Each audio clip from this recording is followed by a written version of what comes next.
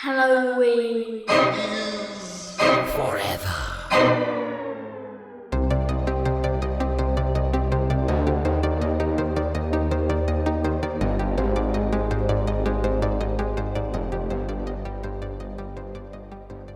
Part 2. For those of you who are new to the show, here's how this sumbitch of things works. We put out some spooky, ooky, yummy content every week here on the internet, but the first Monday of every month we do a showdown topic where my name's Brian. Hi, nice to meet you. Steve. That's Steve over there. If you're in the Discord, you can see him right now. Uh-huh. And then our Patreon subscribers, our patrons, if you will, which if you are one of them, you could be in the Discord here currently with us recording live. Each one of those respective parties select a movie associated with the topic. You say, how do you get the fucking topic? Well, hold on to your fucking britches. I'll explain to you how you get the topic. We got a big old spinny ass wheel with about a bajillion potential topics on it. Everything from genres to performers to crazy, weird, minute subgenres of horror and sci-fi, whatever. And we put them all in this spinny ass wheel. We spin it 3 times. We get 3 potential topics. We put it out on the social medias, a little poll on the Instagram and then on the X. And then yins actually vote and choose which one. So like this month for September, we had an option of J-horror, Japanese horror, or the Child's Play franchise, best of the Child's Play franchise, or occult horror.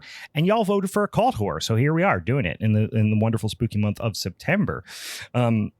If you want to provide suggestions for topics, if you've got suggestions for other episodes throughout the month that aren't showdowns, or if you just want to see some spooky ooky shit on the internet, go over and follow us on all them social media platforms. It's at Halloween is Forever. You'll find this little pixel pumpkin guy. Steve, let's jump into your flicky. Let's talk about 2014 Starry Eyes. Yes, Starry Eyes 2014, starring another kind of up-and-coming actress, Alexandra Esso. And I believe I already mentioned this on a previous episode, but like from this film, Alexandra Esso has gone on to do a bunch of other films. She was Wendy Torrance in the Dr. Sleep sequel to The Shining. Great casting. Like she gives very Wendy Torrance vibes. Yeah, especially like when she's made up like her. Oh, I mean, even in Starry Eyes, I feel like she does a little bit. Yeah, a little bit. Like, yeah, you can see it in this film. Like when she's at her like most vulnerable points at this film, like you can see it. But like, yeah, I think that kind of probably lends to why she was cast later on. She also like did. Yeah. And like Mia Farrow, that's just kind of like Mia Farrow, Shelley Duvall, like just kind of put upon type of feel. Right, you know? right. She also goes on to do stuff in Midnight Mass and The Haunting of Bly Manor, working with Mike Flanagan, of course. And she was also in The Fall of the House of Usher. So she's been working with him a lot. And she also has a small part in that movie that we just mentioned, The Last Stop in Yuma County. Which is, there's a lot of connections between Haunting of Bly Manor, right? Because, actually there's a lot of connections between like a few different, but really between these 3 movies in a lot of ways. Yeah. Weirdly enough. Because I believe Jocelyn Donahue is also in Dr. Sleep as Lucy Stone. So there's 2 connections. Yeah, there's 2 connections to Dr. Sleep. Like Alexandra Esso and Jocelyn have been both in Dr. Sleep and The Last Stop in Yuma County. So like they know each other and they like working with each other, I assume. And Liam Gavin, the director of my movie, which I'll talk about in a few minutes, is directed 2 episodes of The Haunting of Bly Manor. Oh, okay. So there you go. Yeah. So there's a bunch of directors or a bunch of connections. Bunch of connections all over the place. So yeah, Starry Eyes was directed by Kevin Kolsch and Dennis Widmer, and they both have gone on to like they still work in the horror scene as well. They went on to direct a segment in that film Holidays that we did. Yep. A year or 2 ago or whatever it was, but it's that anthology. And then they directed the 2019 remake of Pet Sematary. Yeah, and they are a directorial duo, right? Yeah. They both writer write and director direct. duo. Yeah. So these guys they've gone on to do a little bit, and then the cast also is mostly genre focused. Like there's a lot of people who have just gone on to do more genre films. I don't think anybody really sticks out in a big way. The two that might stick out the most are Pat Healy, just because he's had like a large career of doing extra work and not necessarily genre focused. He's just been in a lot of different films and TV shows. Like he was in Better Call Saul for a couple episodes. He plays like a small part in Killers of the Flower Moon. So this dude is just like a working character actor everywhere, which you can tell by the way he plays Carl, the Tater's manager. It's just like, he's a character actor, and like all of his scenes are great because you just feel that restaurant fucking like asshole in him. You just feel it. Yeah, he's got that like I don't know if it's like a Chicago accent, but he's got kind of a Midwestern accent too. Yeah. I was trying to think of what I saw him in genre film that I've seen him in as like a larger role. He was in another episode that we did way back, The Pale Door. We never did The Pale Door. We talked about The Pale Door. We might have talked in a about like it. new horror type of thing or something. But I remember we talked about The Pale Door, and he was in that. But anyway, yeah, we never did an episode on that because I don't think I've ever seen it. You might have brought it up on a episode of it's not great. Yeah, it's like a supernatural Western kind of thing. It's pretty not good. I would say it's like cosmic horror Old West. It's a cool. It's not bad. It's not bad. It has a cool premise, but a bad execution is what you're saying. Yeah, that's probably fair. I'm not even bad, just like low budget, whatever. Sure. Yeah, I mean, I also saw him in like Velvet Buzzsaw, but he's like, it's a small kind of, it's a small role, but it's not going to blow your socks off. But yeah, he's there. He's just great working actor. He shows up great and everything. Lots of credits. Like you recognize him from something. You just maybe don't know what you recognize him from. Yeah, right. And then the other more not even recognizable, but just recognizable as a name is Nick Simmons, who plays this side character Ginkgo, but he is the son of Gene Simmons from Kiss. Oh boy, yeah. I mean, you can see it now that you say it. Yeah. I mean, he looks like him. Yeah. He looks like Gene Simmons, but he's just kind of I think he is like the epitome of maybe Nepo baby, and like what people don't like about Nepo babies is because I don't think he's ever like really nailed down a thing to do. He just does all things based on his name. Yeah. He just like that week, because he doesn't need the money, right? So he just goes in and goes, what do I want to? I'm a painter this week. Yeah. So, he just changes his profession every 6 months. Yeah, so it's like he does reality TV with his dad. He does like music, I think. I think he also just hangs around like comedians, and I think he also might hang around pro wrestlers. Like he just kind of bebops around LA, just getting into places and doing stuff. Yeah. Yep. Nepo baby through and through, it sounds like. Yeah. But whatever. Hey, when you're the son of Gene Simmons and Shannon Tweed, I guess you get to do whatever you want. You could probably, you're going to keep yourself occupied. No, Dan, Gene Simmons did not snort his royalties away. Gene Simmons is obscenely rich, and I don't think he like does anything anymore. Like he's the most boring business person to ever live. He is nothing but business minded. Yeah, he just invests in literally everything. Like he owns a fucking, like arena football team. You know what I mean? He just shit like that. Just licensing deals left and right.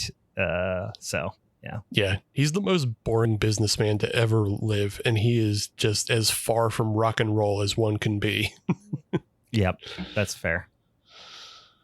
But let's get into Starry Eyes. Sarah, played by Alexandra Esso, and she also, like Samantha, is living a fucking boring bum-ass poverty lifestyle. Like, she is also, but she's out of college, or at least didn't even go to college. She's living that big taters to bohemian lifestyle pipeline. Big taters.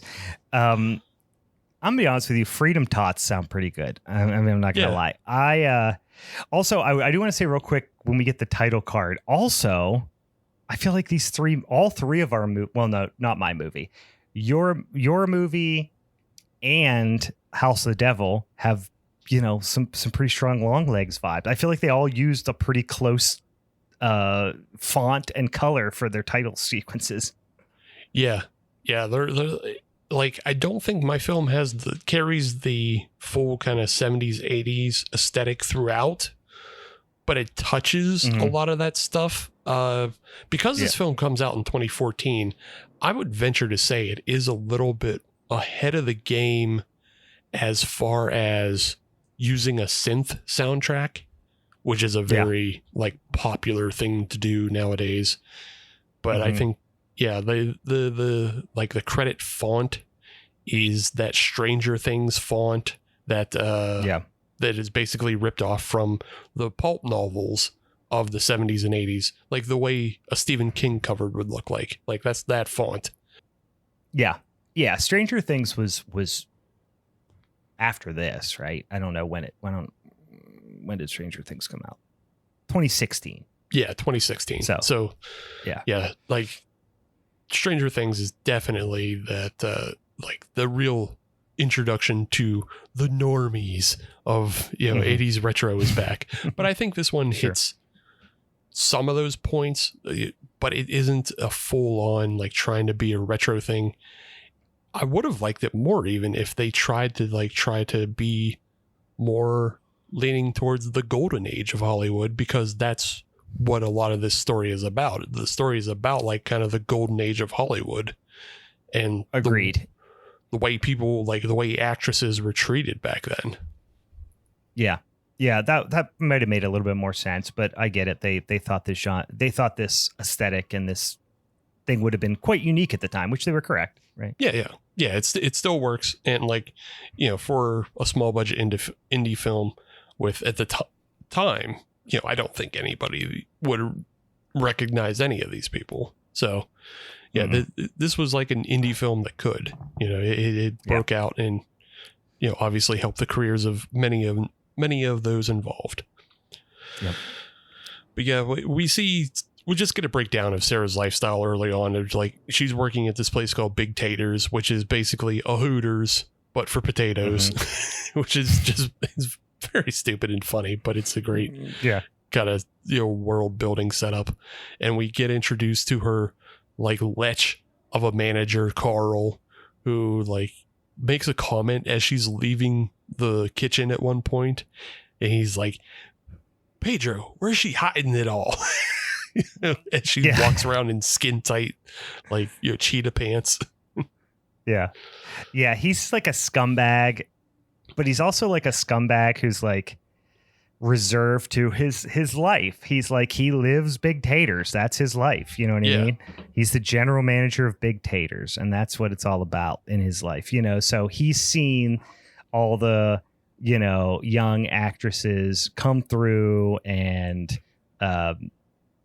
with big dreams, and they end up at Big Taters, and he's just he's seen that fail time and time again, so he just kind of chalks her up to another one of those. Right. Yeah. There's a lot of parallels in just like the relationships that Sarah has with men in this film, because she doesn't have like an actual boyfriend or anything, but like the men she interacts with all have the same kind of ideals in a way. So like Carl, he has, he's in his, mid 40s or whatever. So he is much more just kind of reserved to like, Big Taters is me. I am Big Taters. Once I die, so does Big Taters. Like he doesn't have dreams beyond Big Taters. But then we also meet, her kind of cadre of friends that she hangs out with. This is the bohemian lifestyle of just a bunch of poverty cases who all, live together in a house, and they all just have like parties. You can imagine they all work in the service industry. And so this is the party house they come to after they're done. Yeah. They're the theater nerds who decided to all go out and live in LA. They probably grew up like upper middle class in, some smaller town to major, to like medium sized metro area, and decided that they were talented enough to go out to LA and make it as an actor. So they're just all doing dumb artsy shit too, but like not in a fun, creative way. Like just they just want to get famous and do this for a living way, and that's it. Yeah. None of you can tell like off the bat, none of them have like talent. Like they just don't have talent, but they all consider themselves actors and actresses. And then the one character that kind of stands out above the rest of them is this guy, Danny. And Danny has big dreams of like being a director and making a film. Like anytime Danny's on screen, Danny's talking about making a film. So you almost half believe him. Yeah. You don't know, is he like just a grifter? But they all seem to think he's got something.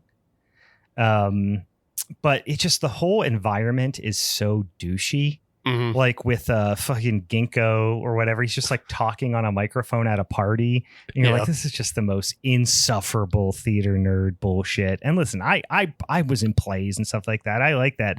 But these kids are like, ugh, they make me want to just do punches on them. It's none of them are likable at all.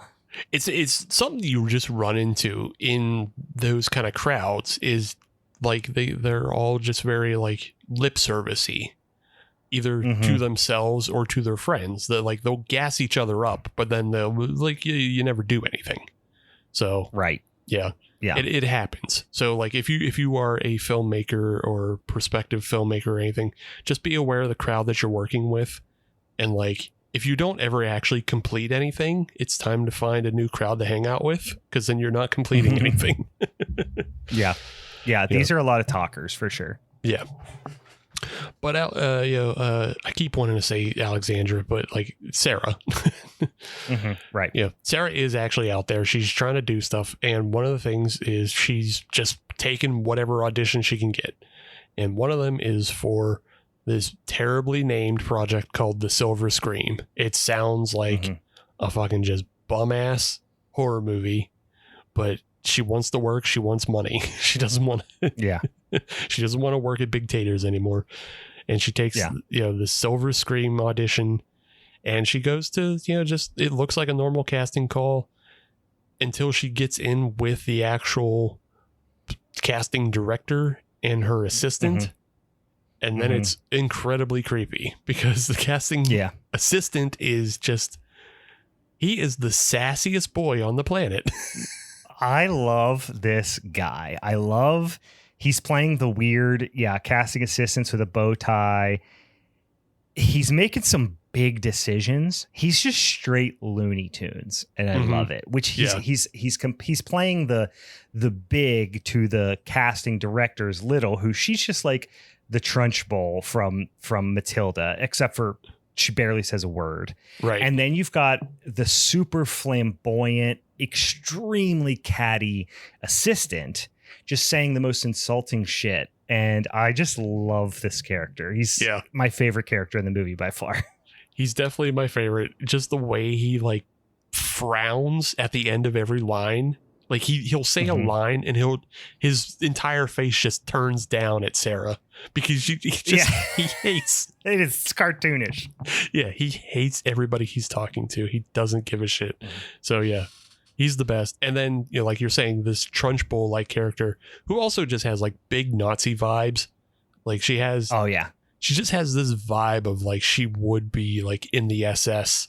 She's like an administrative role in the SS. Right, yeah. She's played by, like, she's a character actress. She looks familiar. I didn't look what she's in, though. She's played by Maria Olsen, and just like she is in a ton of stuff that like you may or may not recognize. And it's like, so she was in like Scare Package 2, Rad Chad's Revenge, which came out like that's a fun movie. The Scare Package films, they're worth checking out. Yeah, we talked about it. I don't know if we did it on the show, but we talked about it. No, we haven't done it. But like she was in the I Spit on Your Grave Deja Vu from 2019. She was in Percy Jackson, if people know what that is. It's outside of the genre though. No, I'm not familiar. Killjoy's Psycho Circus. I know we've made mention of that in the past. I've definitely watched some Killjoy movies on Tubi in the background, not paying attention. Yeah, but like she is just a ton of fucking genre stuff, and she has like 25 films upcoming that are all genre. Oh God, she's probably in the movie I'm watching right now, which, in case you're wondering, is the Clown Chainsaw Massacre on Tubi. Could be, but feels like something she'd be in. Yeah, check her out. She obviously loves the genre. This audition doesn't go well for Sarah, and so she winds up in, just like in a public bathroom, and she's ripping her hair out. And this is like, and listen, guys, I've done this. I've hyperventilated in a public toilet before, but I'm usually have hot lava coming out of my asshole at the time. So this seems like an overreaction personally, but yeah. But this is her coping mechanism. She just has a bit of a fit and like starts pulling her hair out. We've already seen this earlier in the film, but like now, because she thinks she beefed it with this big production company, she's now just tearing her hair out. What do they call it? Like Atreus or Arulus or some sort of Greek sound? Astrius. Yeah. Which is what's the big production company that was huge in the 70s that this is 100% a take on? It starts with an A as well. Oh gosh. It's on the tip of my tongue. I'll look it up. Sure, yeah. You look it up, because this is definitely like you're trying to be a take on like a lot of things. I think the producer has a little bit of Roger Corman in him, just a little bit, but I may be more focused on a different producer.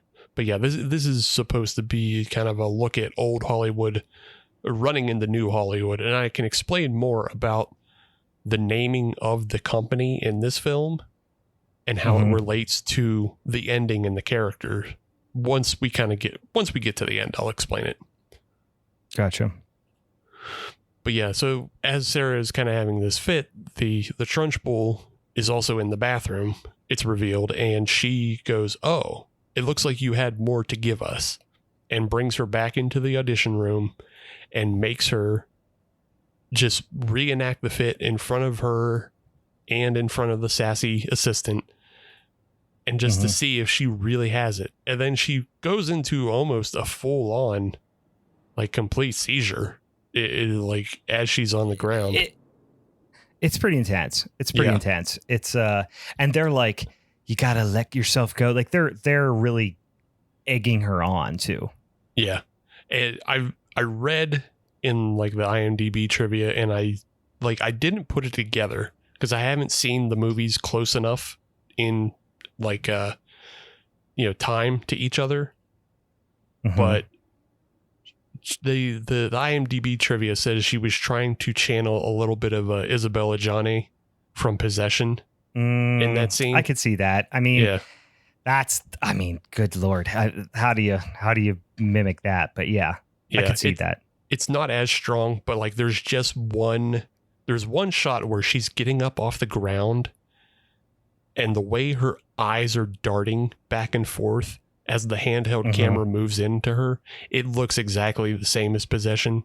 It just like it happens for a split second, and you can see it. Yeah. And you go, it is there. Yeah. But yeah, it's nowhere near as obvious as The First Omen. Like The First Omen wanted that scene so fucking bad, and I still haven't watched it. It's been on my list. I haven't pulled the trigger on it yet. Yeah, it's a good film until maybe the last 15 minutes or so. It's just like, Oh, I just found what the British production company, the British production company was, Amicus. Oh, Amicus. Amicus Okay. Productions. Okay. Yeah, that's who this felt like a reference, like they were trying to reference Amicus. Sure. Okay. Made all the Christopher Lee, Peter Cushing films in the 60s and 70s, and then had dropped off, but it was because he even gives a little take on it in whatever the fucking director kid's name was. He was like, yeah, they kind of dropped off, but they're back again. Yeah, kind of thing. Yeah, I think they were kind of referencing Amicus. Yeah, because after this scene, we get, Alexandra back at her home, and she's like doing, she's getting hyped for it, and then she goes back to Big Taters, and she's getting the call back to come in for a second audition. And this is where she has a confrontation with Carl. And Carl's like, don't you understand what you're doing to your family? And she's like, I don't have a family. He's like, no, the Big Taters family. Your Big Taters family. I thought that was great. Yeah. It's so good. And like, that's how you feel.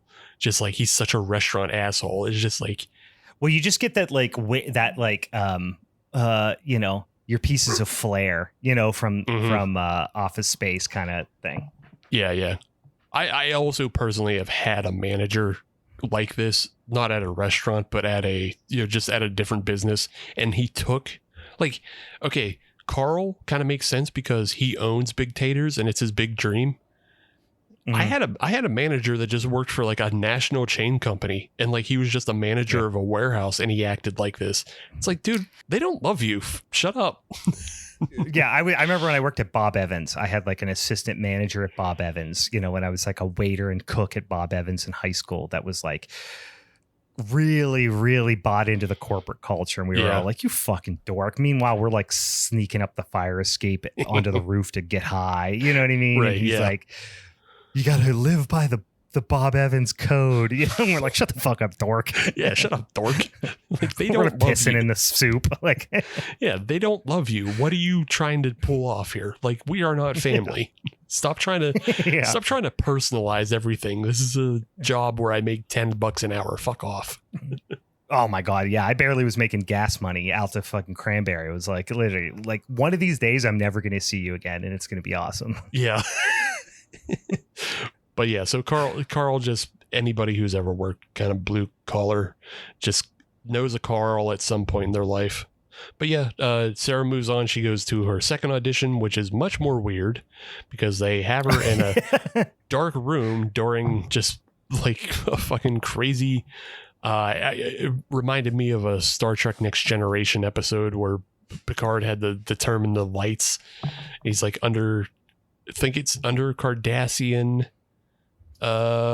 interrogation, and they're like trying to brainwash him and tell him there's only 3 lights, and he's like, no, there's 4 lights. If you're a Star Trek fan, you get it. But she's doing that. So that gotcha.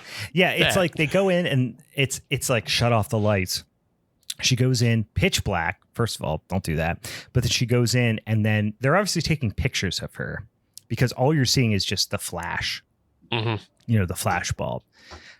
Great visual, by the way, and the editing to the scene, the sound design.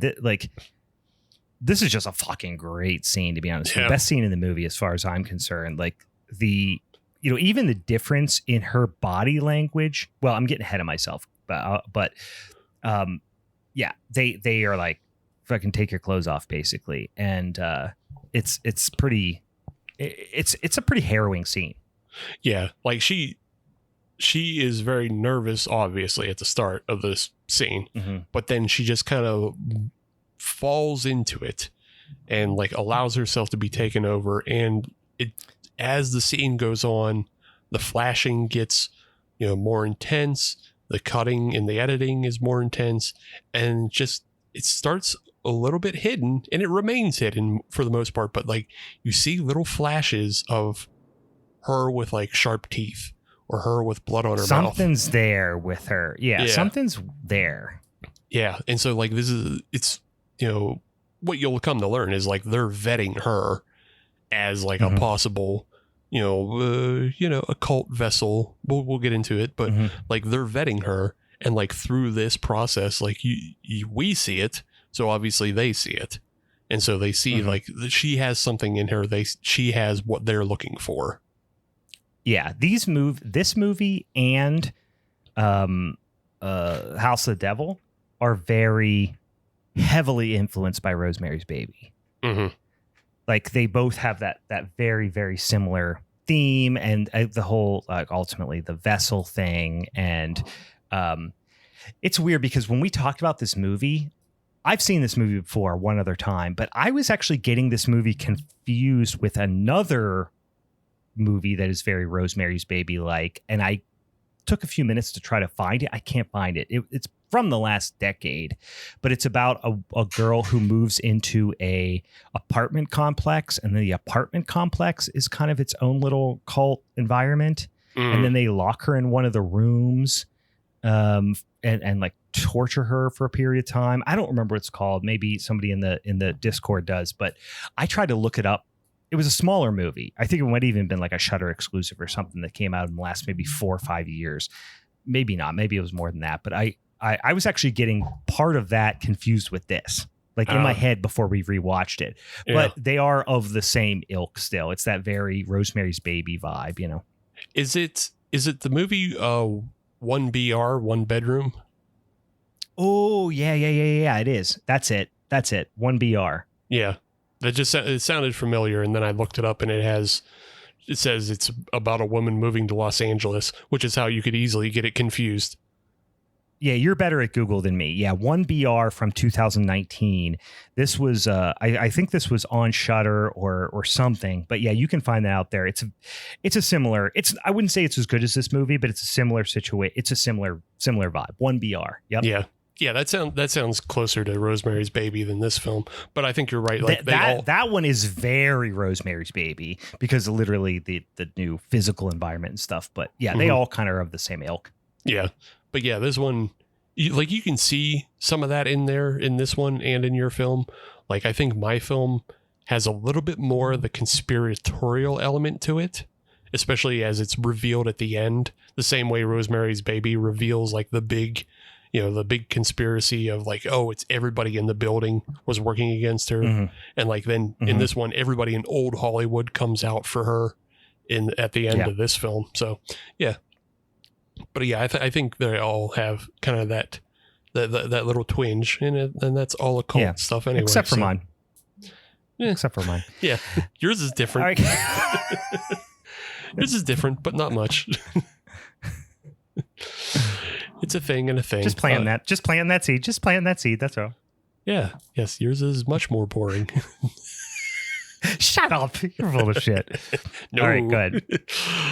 But yeah, so after the second audition, though, Sarah's feeling herself, and she comes back to, again, her friends are just bum-assing around. They're swimming in the pool and, just doing jump photography for Instagram.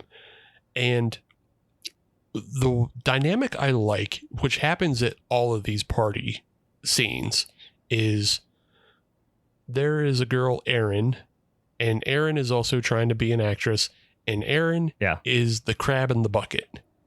Like, yeah, Erin is like a great foil, great like queen bitch. Yeah, like it's not that like Erin has anything noticeably, wrong about her or anything. Like they're both attractive women. They both, have all the same kind of gifts you assume, but Erin is just never working.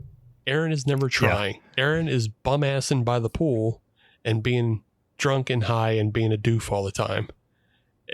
You get the feeling Erin is trying to like work the political angle of like getting to know people a little bit rather than actually going out and like doing the thing kind of stuff. Mm-hmm.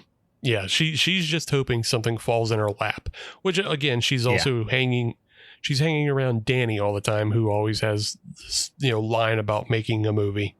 So, like, you assume she's going to wind up in Danny's movie at some point, if he ever makes it. Mm-hmm.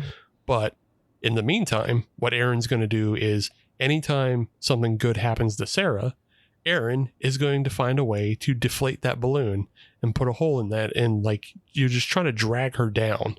And it's just like, that's why, you know, the phrase about crabs in a bucket is like, if a crab tries to escape a bucket of crabs, one crab will always be there to grab onto it and drag it back down. And like, that's what Aaron and the other girl, I think is Ashley, like they're trying to do, because they don't want to see anybody actually succeed, you know, because then that means they have to stop partying too. And it happens again, like after the pool scene, like Sarah gets a call back for her final meeting, and, you know, she overdresses and they, you know, make fun of her for that. And she's like, she just blows it off because now she really thinks she's really going somewhere at this point. Yeah. And she goes to the home of the producer, and this producer is old world slime. Like he is. Yeah. He's got like a lot of mahogany. I also do want to say that the girl falling and hitting her face, which we do kind of get that thing very much like in House of the Devil, where she, you know, grifts Ullman out of $100 extra. In this instance, you start to see the cracks in the armor, if you will, of the person who's supposed to have the pure heart, which in this case is, what's her name? Not Samantha. Samantha was from the last movie. Sarah. This is Sarah. Because I have Sophia. It's literally all S girls' names. One of the girls that is like the friend of the jerk girl, falls and smashes her teeth out on the side of the pool. Yeah. And there's blood everywhere, and she like laughs at her.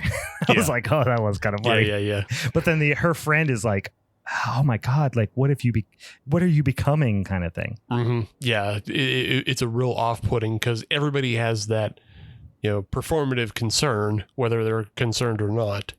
But Sarah doesn't even bother to put that facade up. She just giggles at the idea that Ashley, again, who's one of the girls who have been just kind of poking holes in her dreams, something bad happened to her. And take that, dirty bitch. Fell and knocked her 2 front teeth out. Yeah. I hope you fall and knock your 2 front teeth out. I don't know. That's a Vince Vaughn line from something. I don't know. Oh, Wedding Crashers. Yeah. But yeah, Sarah in this meeting with the producer is just like a very old world, you know, old money, and just assume he has been with this production company since the beginning. Like he's just old as fuck. Yeah. But he has this way of talking that is very boisterous and very enunciated that feels a little Roger Corman-y, just because I can see that. Yeah. Just a little bit. It's not enough for me to say it's like a full Corman, but like when he does the monologue about your face is going to be on a poster, and that poster is going to be on a wall, and that wall is in a lobby, and that lobby is in a theater, and the theater has a marquee. Like that. Yeah. Something about that feels Corman. I don't know why.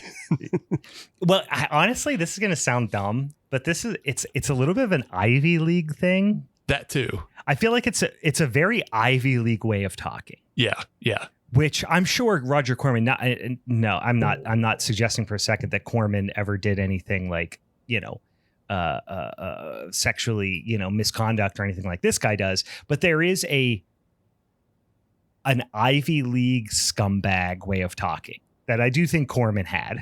Yeah. He just had Corman was a Harvard guy or Stanford guy or something. He was Stanford. Yeah. So it's just a very direct and enunciated way of speaking. Like just making sure everybody is clear about your words, not like the mumble mouth fucking Western PA podcasters you listen to. Yeah, right. It's a very polished way of speaking. Yeah. So yeah, it just reminded me a little bit of that, but I can't say for sure that they're trying to take a thing off Corman. I was also reading in the trivia of the film that that the previous audition is based off a story that David Lynch did. Like David Lynch did something similar of like bringing somebody into a dark room and then flashing lights at them. So that sounds very familiar now that you say that. I actually do feel like I saw that read that somewhere, saw it on something of him doing that to somebody. Yeah, you could imagine he did that to somebody for like Lost Highway or something like that. So like it's not right. Yeah, or even Blue Velvet. It's not out of the realms, so that they just kind of hear, I think they've taken like just a lot of bits and pieces they've heard about Hollywood while they were trying to make films and injected it into this one. So, but the big part of this scene, though, is the producer does eventually try to sexually assault her and try to get her to do things sexually to get the part.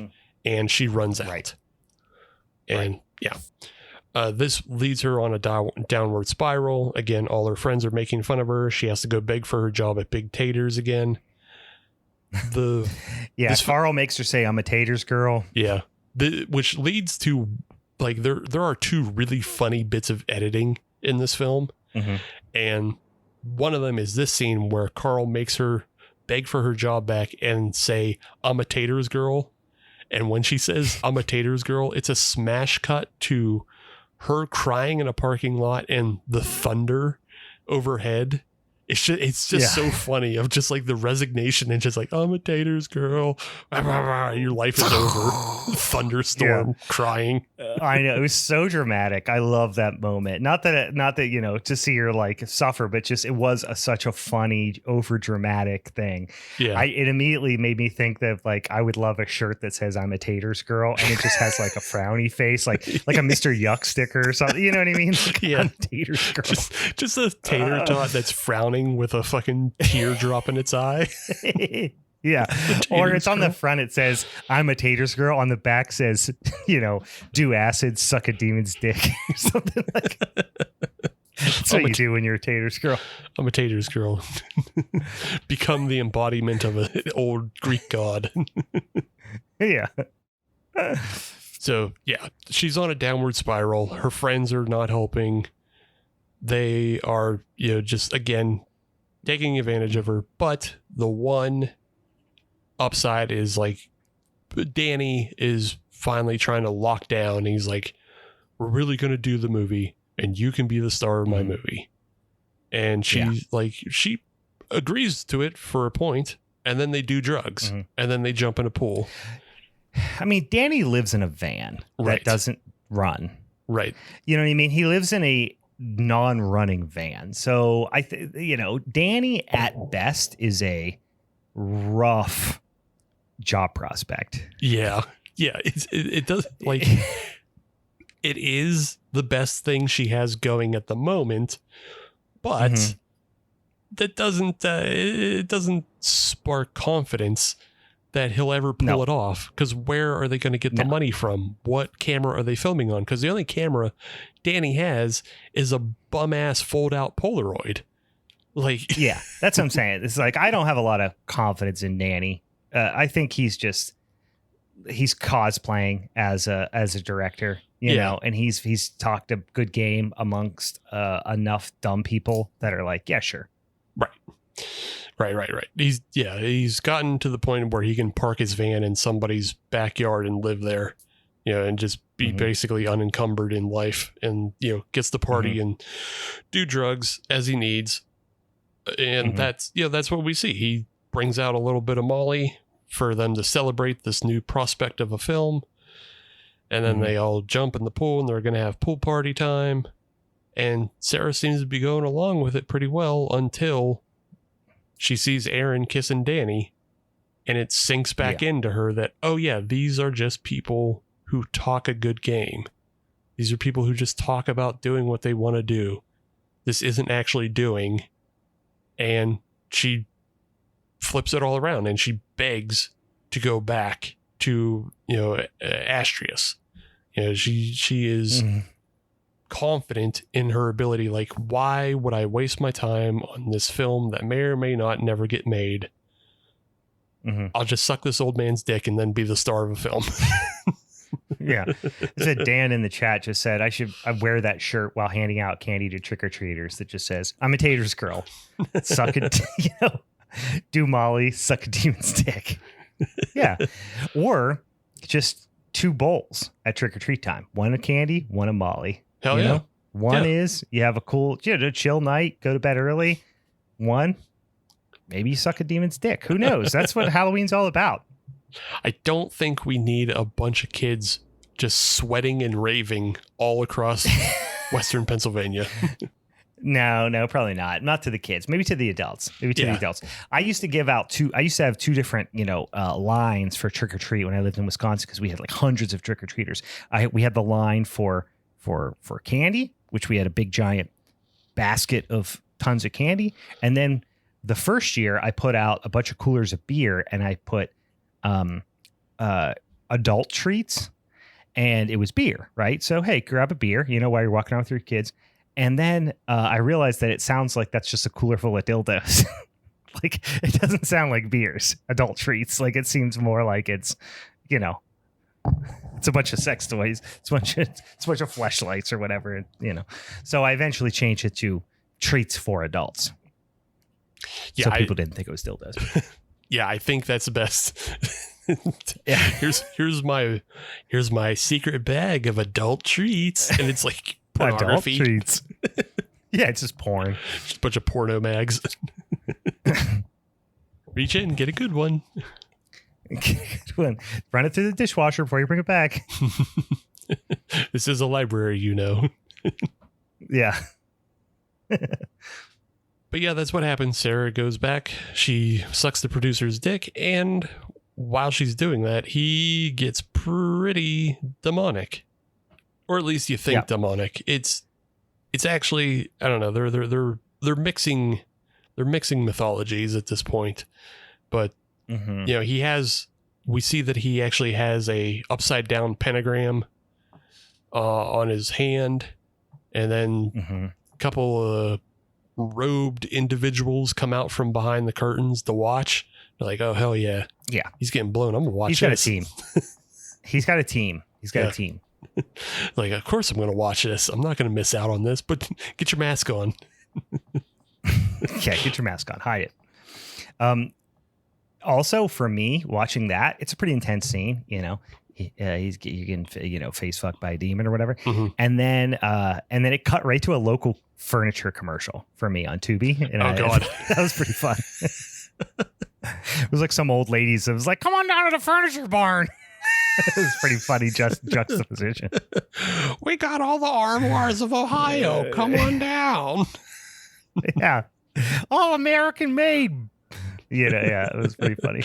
That's so funny. That's so funny to go from that scene, because it is like a really intense scene, and like, it's the flashing light motif comes back into it, and then we hard cut to Sarah just like sprawled out in her bed, like very unnaturally, like she looks like she's been victimized. Her legs are just sprawled everywhere. Her dress is a mess. She herself is a mess. And, back to big taters.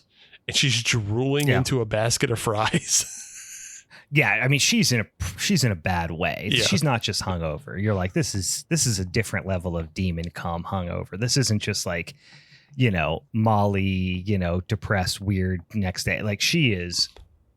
Her nose is weirdly crazy red. Yeah. Which reminds me of, I don't remember what that movie's called, where the guy turns into a clown. What's it called? Clown? Is it just called Clown? Yeah. Where he like morphs literally into a clown, like he fuses with the suit and all that stuff. Yeah. It reminds me of that thing, because his nose literally starts turning red. Her nose is crazy red. She's just drooling like foamy slobber into some fries at the... at like the window where the heat lamp is. The pickup window where she's just waiting, like somebody's waiting on her order, and she's just like drooling into it. From this point until the end, like, she basically has all the characteristics of a drug addict without being a drug addict. Like, her nose is all red and infected, her lips are all chapped and dry. She's dehydrated. Her skin is gross. Her hair starts to fall out. Like, she's obviously infected with something. And like, as she just goes through life, like, she's also just getting angrier at people. And she has like she's lashing out, but it has this like psychosis about it. Because she has these delusions of like, I'm gonna be a big thing and everybody else can fuck off. It's like she's lashing out at people. I mean, she slaps Carl in the face after fighting over a tray of fries, which is great. Yeah. She cracks him in his dumb head. And of course he fires her. Right. But then she goes home and has a similar scenario with her roommate. Yeah. She's fighting with her roommate. She goes to another party, and it's like in the LA River ditch. And, she's just not getting along with anybody. Like, she's trying to be sexy and horny. And then her friends aren't letting her be sexy and horny, so she fights with them. Like, it's like it's like drugged up, behavior, but you don't know like what's going on in her brain. So she stumbles off into the night, and this is more of that funny editing, because she's stumbling through the night and she's hearing the voices of the producer and just like other voices telling her all kinds of things. It feels like it's delusions, but like they're telling her a whole bunch of stuff. And one of them, the ending of the scene is the producer saying, "Join us in the skies." And then it smash cuts to her throwing up in the toilet. Like she's at her lowest. Yeah. Cause she's looking up at the stars and all that stuff. And it is funny though, that she does decide to call the film company. Like, instead of going to the hospital when she's like obviously not feeling well, she's like starts dialing up the production company. Right. It's like, maybe just go to the hospital. Things ain't going that great for you. Yeah. Find out. Don't try to find out what they did to you. Let the doctors find out. Silly. Yeah. That seems unreliable. You're going back to an unreliable source here for information. Yeah. She does have a nice freak out on a hobo, where a hobo tries to get her help, and she's like, "How dare you put your hands on me?" Yeah, slaps the shit out of him. Yeah. But yeah, she fights with her roommate, and the roommate is, just not having her behavior. And she's like, "You're not paying rent." And so Sarah finds like an envelope of money in her bedroom and just like throws it at her roommate's face. And she just, "Leave me the fuck alone. I'm being something else right now. I'm going to be something." She has a nightmare in which she sees herself, and she's like focused on this wall of golden age actresses that she has pinned up, your Betty Grabels and your whatevers. And then like she sees herself as like this glamorous like type of, actress, but her teeth are like a little more pointed. So it's like she's becoming something. She sees what she's becoming, I guess. But yeah. And then she just has like more seizures and nightmares, and like her hair starts to fall out at this point. This is where like the image of herself she just saw is not what she's becoming. She's becoming something else. She's becoming Gollum from Lord of the Rings is what she has. Kinda. Yeah. I mean, physically she does look like that. And she is kind of at the point of no return now too. She obviously doesn't see that. But that's kind of what we're seeing. Yeah. But it does start to hit home to her, because she goes to the bathroom and like pulls a fingernail off, and then she sees like her panties are not just filled with blood, but like it's yellow gloopy discharge. It's fucking disgusting. It's one of the grossest. It's pretty gross. Yeah, it's one of the grossest parts. She's like bleeding from the mouth, and then she falls into her bathtub and is like, her eyes are also milky. So like she's just terrible off. She falls into the bathtub and like vomits up a bunch of worms. And that's where you finally get it. Like, oh, okay. This isn't just, like some weird degenerative curse disease. Like it's something beyond that. Like she's rotting from the inside. Yeah. She ain't going to make it. Yeah. But the voices start up again, and the voices tell her this wasn't going to be this way. Like you weren't just going to become something because you sucked a dick. You have to put a sacrifice in. And that's where she gets the big idea. Oh, a sacrifice? Well, I know exactly who to sacrifice. And goes to the party house, and I got a bitch. Yeah. It's like, I got a bitch that can fill this role. Yeah. Goes to the party house. First, she stops off at Danny's van, parked out back behind the party house, and that's where she discovers, yep, Danny and Aaron, they've been sleeping together. That's their thing. Mm-hmm. So she's totally justified when I fucking stab Aaron, because Aaron's been my enemy this entire time.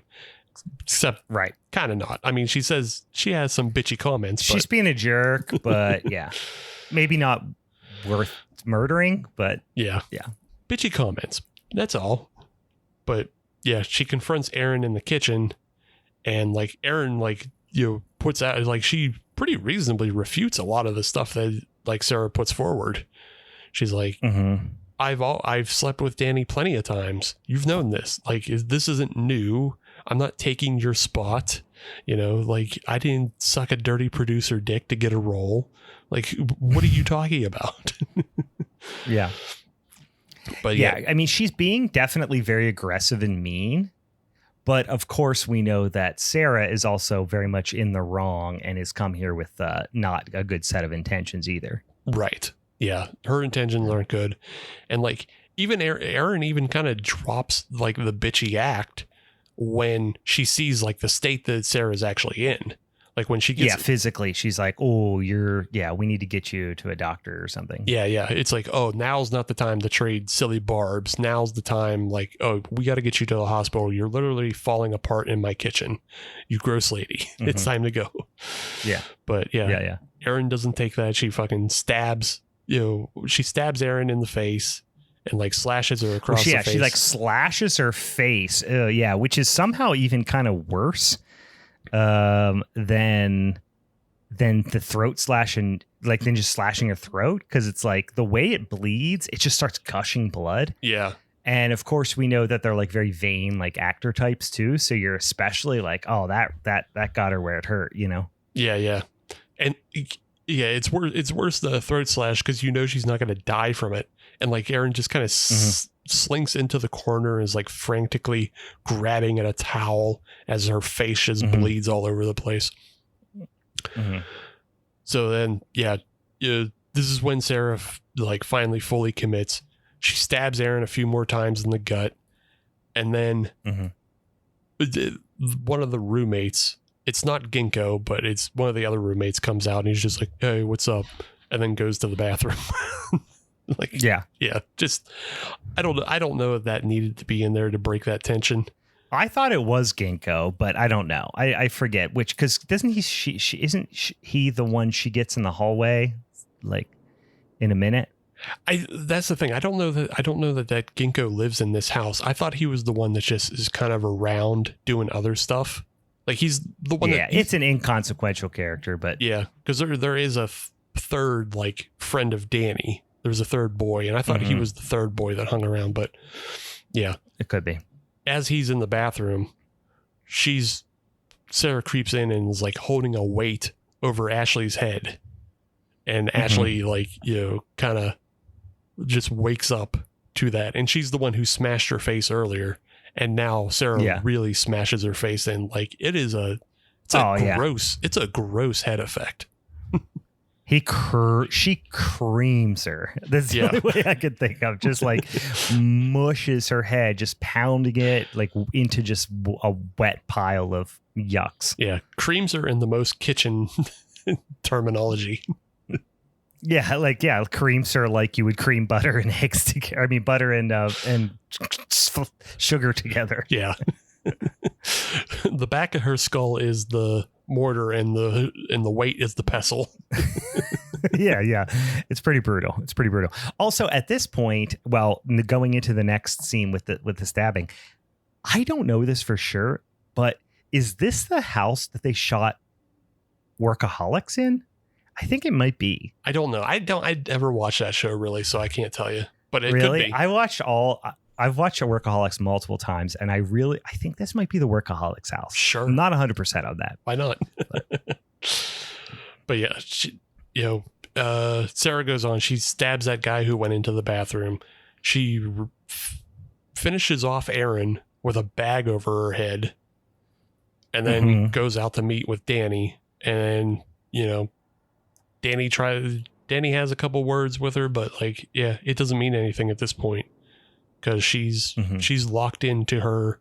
I'm moving on, and I'm moving on without all of you. And she guts him, and from like the shadows, all those robed druids or whatever they may be, they show up again, and it's like they've been watching the whole time.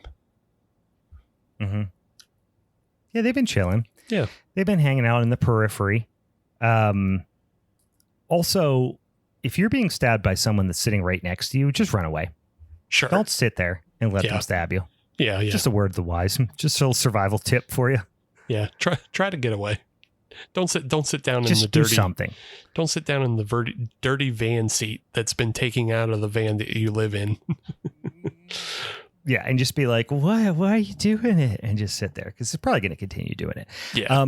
So the idea at this point is interesting to speculate on, which is Sarah bad because the darkness was whatever in her all along, or was she infected by it? First by, because we got the indication that she was being infected by the whole like culture of Hollywood first. Obviously she was like, laughing at the girl who smashed her face, and she obviously, with the hair pulling and all that stuff. But then also potentially physically by, demon cum or whatever. I guess the question mark is, what are we meant to believe? Was she already predestined for this, or was she infected in some capacity? I don't know. I think it's because like she was bad. Like she was willing to give all of that up, because when she's in the pool, she makes the decision on her own to go back to the producer. So it's just about them auditioning a willing vessel. Yeah. Her desperation really put her in that mindset. Right. Yeah. So she was already there. And then when given the choice of like, well, you can rot, you can rot and turn into bugs or whatever, or you can kill all these people that you don't really like anyway and ascend. Mm-hmm. That's the thing she does. And yeah. So she ascends, and that's the scene we get is she's buried in a bag. It's just, like under the dirt, and all these old Hollywood, like, old money people come out, and they're just doing their little ritual. Also, sassy assistant is there. So he is there. Yeah. She's basically put in like one of those bags that you put your turkey in at Thanksgiving if you're planning on cooking it way too long. So it'll stay moist. Yeah. She's in a keep moist bag. But when that's how I plan on waking up my 40th birthday, by the way. Like naked, bald, buried in loose dirt. Yeah. And that's how she comes out. She comes out naked, bald, covered in blood and mud, and she is reborn. And this is where the kind of lore comes. If you're looking at this on the surface, it just feels like kind of demon possession or whatever. You don't have to look too hard into it to get that anyway. But it is actually Greek mythology that they're playing with a little bit here. Okay. So the company's name is Astraeus. And Astraeus in Greek mythology is the god of the stars. So. Okay. Well, there you go. He's the god of the stars. He's also the father of Astraea, who is known as the celestial virgin. And Astraea is apparently the last god who interacted with humans in the Golden Age, and upon her return will usher in a new Golden Age. Ah, fun. So you can take all that and you can apply it to Hollywood terms. Astraeus is god of the stars, and then when Astraea returns, she ushers in a new Golden Age. So it's a new Golden Age of Hollywood where we can assume Astraeus, we've been told that Astraeus, the production company, is failing. So like they're just looking to rebuild their rebuild their kingdom by bringing back Estrella. Yeah, do it back in the day like they used to. Yeah. And so Sarah goes home and she like has this moment with her roommate Tracy, and she has like these intense emerald like eyes. Yeah. And she just draws Tracy in, and she's like, Tracy, come lay with me. And Tracy's like, I don't want to do that, but then does it anyway. So like she just it's a thing that she had the power to do now. Yeah. To just like, she can suggest and control people. And so like that would obviously work to the benefit of somebody who's a film star. Yeah. And she like, I don't know. I'm not sure what she does to her. She either sucks blood out of her mouth, spits blood into her mouth, bites her tongue off. Like, I'm not really sure what we're meant to believe she does to her friend. I think she hoovers out her insides is what we get. Oh, she thinks she's slurping her out like a spider. Yeah, she's just sucking her down like a Capri Sun and just getting as much like that's why like so much spills out down the sides. Like she's just taking too much. Yeah, could be. I like that. Yep. And then she does a little dress up, and she dresses up like how she saw herself earlier in the film, and it's cut against again all of these pictures of the film stars from the 30s, 40s, 50s, and 60s. So, yep. So the idea is that she was, all those Greta Garbo and all the whatever, they were all pod people in some capacity. Yeah. Yeah. Demon resurrected pod people. At least one of them somewhere in there was, was a god of some sort, probably. That is it. Yeah, that's it. That's Starry Eyes from 2014. I like this movie. I would say I like this movie more than I remembered. Like I said, I also was getting confused with that 1BR. So this is a little bit tighter of a film, I would say, than that. Like in retrospect, compared to what I was expecting, a little bit tighter of a film. Some good characters. I could have stood for a nice, intense practical effect moment at the end. Like we got the whole getting creamed by a weight and stuff like that earlier, which was great. But then there was no climactic scene like that, which which I kind of. I mean, I guess there was the resurrection out of the dirt. That was kind of cool and memorable. But yeah, that was the only thing I guess I could have used. But overall, I think it was paced pretty well. Fun movie. I liked it. Yeah, I feel like the scene with Tracy at the end feels a little tacked on, but also at the same time, I do think it's a little better than had they just like ended on her hands coming out of the mud as she reemerges, because that would have felt more vague and too similar to. That would have been pretty abrupt. Yeah. Like it would have felt just too similar to other films of just like this vagueness of like, oh, I guess she's a demon now, and you don't ever get to see like what her abilities are as a demon.